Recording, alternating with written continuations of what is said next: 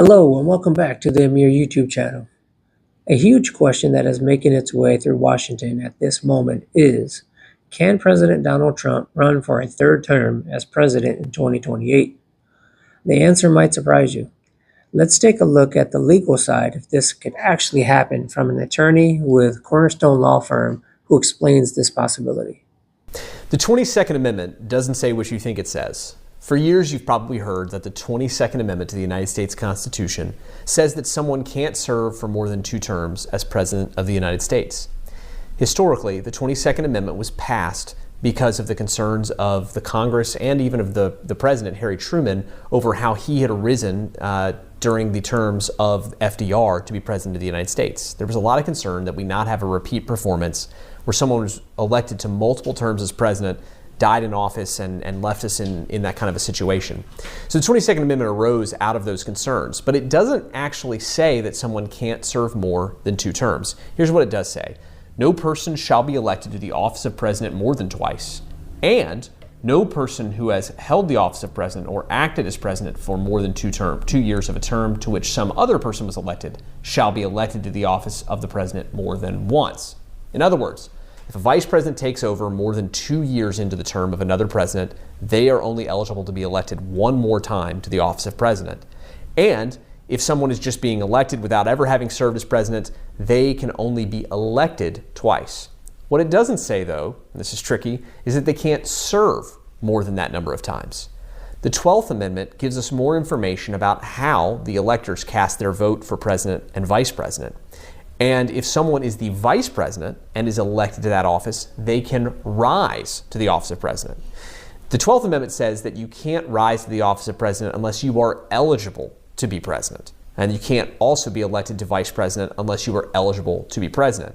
But it doesn't say you have to be eligible to be elected. In other words, and to make this simple, the 22nd Amendment leaves open a huge loophole that says that if you are elected to the office of vice president, the president can resign and you can take over. So in a situation, for example, where the nation wanted a 2-term past president to come back and be president again, that person could run as vice president with on a ticket where the president agrees that once elected, they're going to step aside in favor of the vice president. Similarly, a past 2-term president who would otherwise be ineligible to run again could become Speaker of the House and could be in the presidential succession line. Now, some people disagree with this. They say, well, that's not the spirit of the 22nd Amendment. That's not what they were trying to do. But nonetheless, that's what the text clearly allows. So perhaps we're going to have some kind of crazy constitutional crisis in the future where somebody takes advantage of this. But we think it's an interesting loophole there in the Constitution. Another question is, are President Trump supporters and the president himself thinking about having him rerun in the 2028 election campaign? Here's a clip from CBS affiliate station KMTV3 News interviewing political strategist and President Trump supporter Steve Bannon discussing how this is a strong possibility. Trump is going to be president in 28. Former White House chief strategist Steve Bannon told The Economist this week there is a plan to get Trump a 3rd term. The country needs him to be president of the United States. We have to finish what we started. Now, there are many variables that must take place in order for President Trump to be reelected. Andrew Chang from CBC News breaks down potential avenues that Trump could actually seek for reelection. Here's a small clip from that episode. So let's go through what some of those alternatives might be. Now, the main hurdle for any president seeking a 3rd term is the U.S. Constitution itself. The 22nd Amendment starts by saying, no person shall be elected to the office of the president more than twice. I mean, that's pretty clear, right? For 70 plus years, for as long as that's been in the Constitution, that has been enough to keep anyone from running a 3rd time. But there is a way around it. And one of Trump's allies figured it out just 3 days after Trump was inaugurated for his 2nd term. You simply change the Constitution. Here's the official proposal from Tennessee Republican Andy Ogles, a joint resolution to change the 22nd Amendment to read instead, no person shall be elected to the office of the president more than 3 times. And as if to prove that this is really just about giving Trump and nobody else a constitutional backdoor, it goes on to say that no person shall be elected to any additional term after being elected to 2 consecutive terms.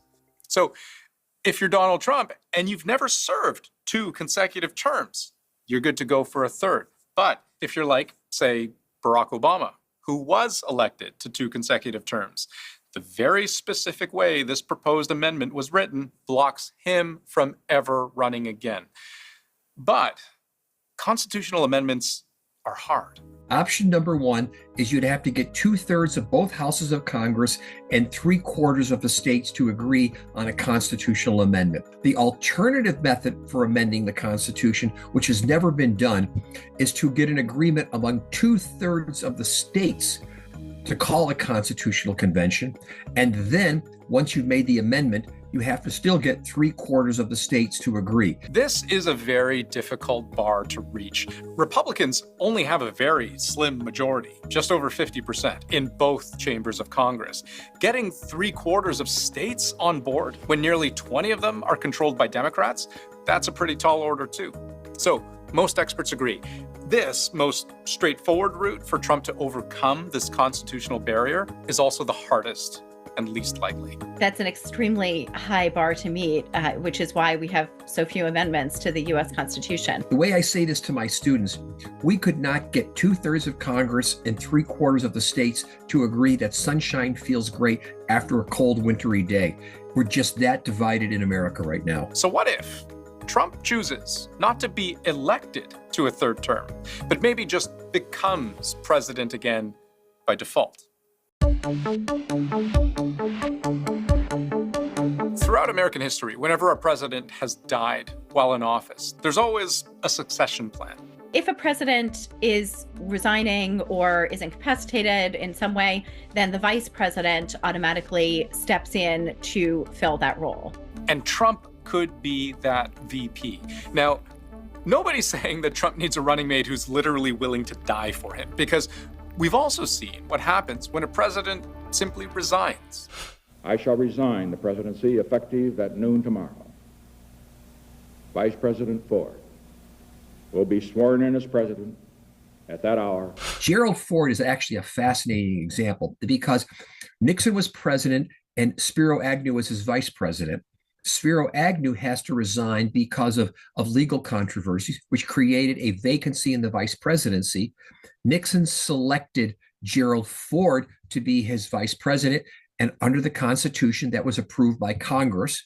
Then Nixon resigns and Gerald Ford becomes president of the United States.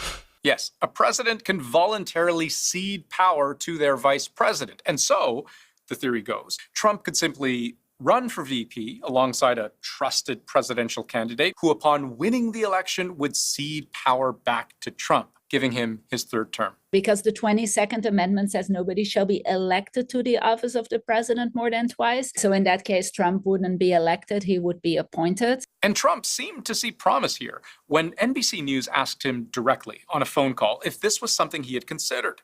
Trump responded that that's one method. And we saw something similar happen in Russia, where Vladimir Putin also ran up against a 2-term limit in 2008. And so, as a technical workaround, he took on the role of prime minister instead. Putin was still effectively the ruler of Russia at that point. What he did was to step away from the presidency and become prime minister, but essentially was still the most powerful figure in Russia. Now, as far as Trump is concerned, there is a wrinkle in this plan to ascend to the presidency through the vice presidency, and that is getting onto the ticket at all. The 12th Amendment of the U.S. Constitution states no person constitutionally ineligible to the office of president shall be eligible to that of vice president of the United States.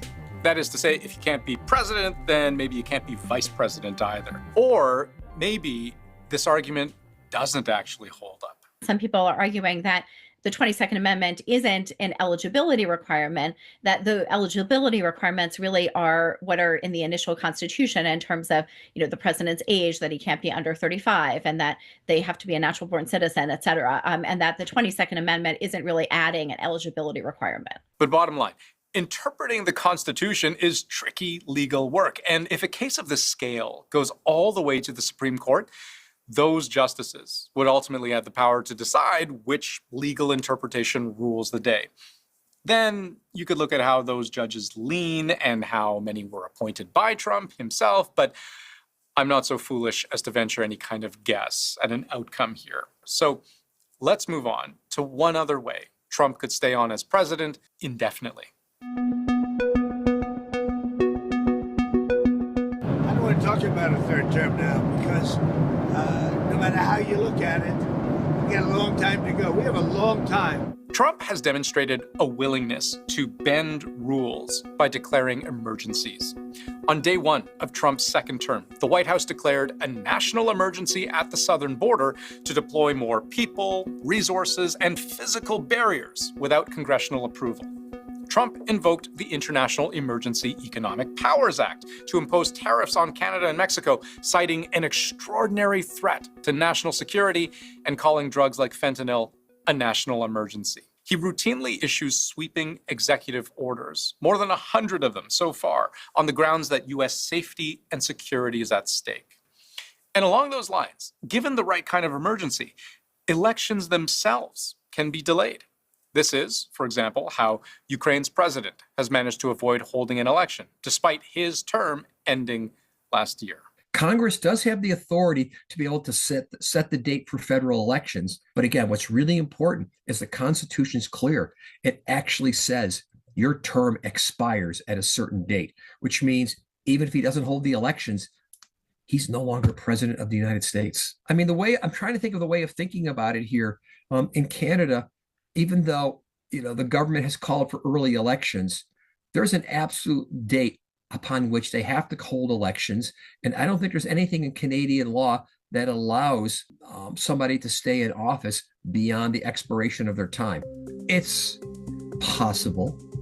If that were to happen, that would be the surest sign that the United States is no longer a constitutional democracy.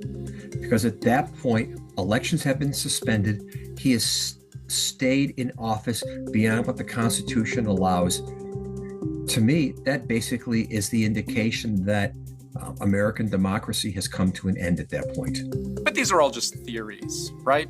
Some would even argue a distraction from things like market downturns, hits to consumer confidence. You get the idea. But something else worth pointing out, this other page from Trump's playbook, which is to repeat something so outrageous enough times that it sort of loses its shock value. I think that that's, part of the rhetorical strategy is to just continue to blast out all of this material that, is so outrageous that anything short of that will come to seem more reasonable. It will be the greatest honor of my life to serve not once, but twice, or 3 times, or 4 times now.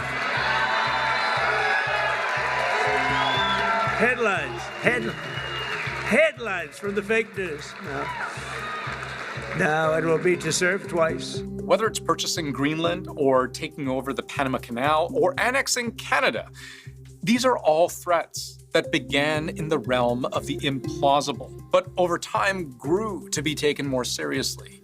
What's really hard to do, though, is to be able to tell what's serious and what's just shooting from the hip. Okay, no matter what side of the political fence you may be on this issue, we as Americans must be informed.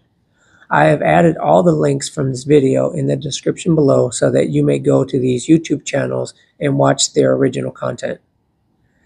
Thank you for taking time to watch, and please subscribe to this channel and share it with others in order to get the latest uploads on the geopolitical landscape that our mainstream media chooses not to cover. See you next time. Thanks for watching and have a blessed day.